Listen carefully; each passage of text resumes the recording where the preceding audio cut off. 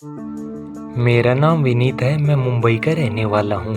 मेरी उम्र अभी 25 साल हुई है। मैं आपको अपनी चाची के बारे में बता देता हूँ। मेरी चाची का नाम अंजना है। उनकी उम्र अभी 29 साल हुई है। उनकी शादी को अभी 6 महीने ही हुए थे और सब कुछ ठीक चल रहा था। अचानक से न जाने क्या हुआ कि चाचा चाची में किसी बात को लेकर झगड़ा हुआ और चाची ने चाचा से तलाक ले लिया। ये एक ऐसी घटना हुई थी कि हम सब एकदम से हतप्रभ थे। ये क्या हुआ? तलाक के बाद चाची अपने घर चली गई। कुछ दिन तक घर में अजीब सा माहौल रहा, फिर सब सामान्य होने लगा। तलाक के कुछ महीनों बाद एक दिन मैं फेसबुक चला रहा था। उसी वक्त फेसबुक पर चाची का मैसेज आया। मैंने उनसे औपचारिक बात की और फेसबुक बंद करके सोचने लगा। मेरे दिमाग में बस यही चल रहा था कि ये मुझसे बात कर रही हैं। फिर फेसबुक पर अक्सर हमारी बातें होने लग गई। एक दिन उन्होंने मुझसे पूछा, विनीत तेरी कोई गर्लफ्रेंड नहीं है? मैंने कहा, नहीं चाची, मेरी कोई गर्लफ्रेंड नहीं है। तो वो हंसकर बोली, तू मुझे अभी भी चाची ही क्यों बोल रहा है? मैंने कहा, मैं नहीं जानता हूँ कि मुझे आपको क्या कहना चाहिए। चाची ने कहा, अंजना कहकर भी बुला सकता है। मैंने कहा, मैं आपको नाम से कैसे बुला सकता हूँ? ऐसे ही हमारे बीच बातें चलती रही। अंजना चाची मुझसे हमेशा गर्लफ्रेंड की बात करती रहती थी। मैं समझ नहीं पाता था कि वो मुझसे ये सब बातें क्यों करती हैं। उसी दिन मेरे दिमाग में चाची को लेकर कुछ आइडिया आया। मैंने फेसबुक खोला और चाची को हेलो लिखा। वो उस वक्त ऑनलाइन नहीं थी, मगर जैसे ही उनके मोबाइल पर मैसेज का नोटिफिकेशन गया होगा, उन्होंने तुरंत मुझे हाय लिखकर जवाब भेज दिया। मैंने उनसे कहा, क्या आपसे बात कर सकता हूँ? मेरा मतलब, क्या आप अभी फ्री हैं? उन्होंने हंसकर जवाब दिया, हाँ, मैं तेरे लिए तो हमेशा ही फ्री हूँ। मैंने कहा, ऐसा क्या है मुझ में जो आप मेरे लिए हर वक्त फ्री हैं? चाची ने हंसकर जवाब दिया, तेरी गर्लफ्रेंड नहीं है तो मुझे लगता है कि तुझसे बात ज़रूर करनी चाहिए। मैंने कहा, वो क्यों? वो हंसी और बोली, वो छोड़, तेरी समझ में नहीं आएगा। मैंने कहा, मेरी समझ में अब तक ये भी नहीं आया कि आपने चाचा से तलाक क्यों लिया। वो मेरी इस बात पर शायद चुप हो गई थी, इसलिए उनकी तरफ से कोई जवाब नहीं आया। मैंने लिखा, क्या आपको मेरी बात बुरी लगी?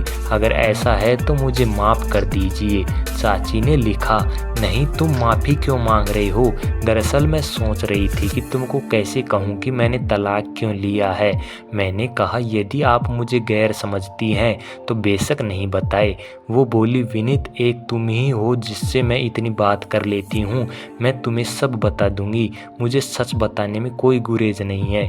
मैंने कहा, मुझे अभी आपकी बात सुनने का इंतज़ार रहेगा। चाची ने लिखा, विनीत, वो सब मैं तुमको ज़रूर बताऊंगी और साथ ही तुमको भी मुझे वो बताना पड़ेगा कि तुम्हारी कोई गर्लफ्रेंड नहीं है।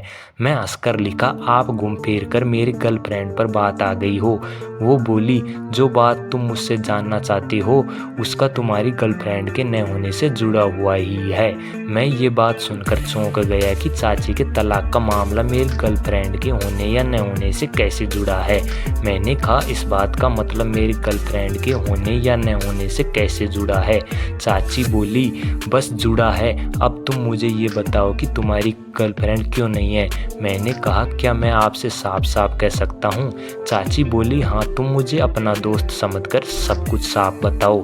मैंने कहा, दरअसल मैं एक लड़की को चाहता हूँ, लेकिन वो अभी मुझे लिफ्ट नहीं दे रही है। चाची मेरी बात सुनकर एकदम से बोली, ये क्या कह रही हो तुम?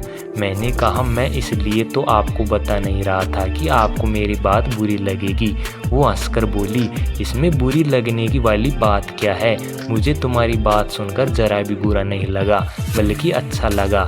मैं खुश हूँ कि चलो चाची को मेरी इस बात से बुरा नहीं लगा। अब मैंने चाची से पूछा, आप बताओ कि आपने चाचा से तलाक क्यों लिया है? चाची बोली, तुम्हारे चाचा में एक आदमी वाली कोई बात नहीं थी। मुझे आज तक वो सुख नहीं मिला जो एक औरत को चाहिए। मैं उनकी बात को सुनकर एक बार फिर से चौंका और सोचने लगा कि चाचा ऐसा है तब मैं सोचने लगा कि चाची इसलिए नहीं बता रही थी कि मैं उन्हें अपनी गर्लफ्रेंड न होने का कारण नहीं बता रहा था। मैंने लिखा, चाची क्या आप मुझसे मिलना पसंद करेंगी?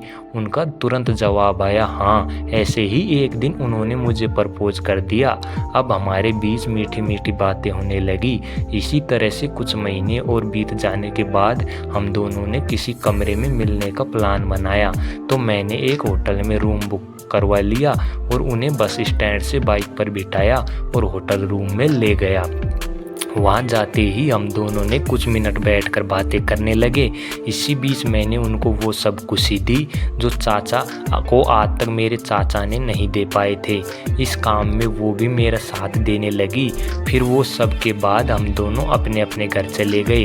इसके बाद एक बार और मिलने के बाद हम बाद में नहीं मिले, क्योंकि मैंने वो सब दे दिया था जो उन्हें चाहिए था।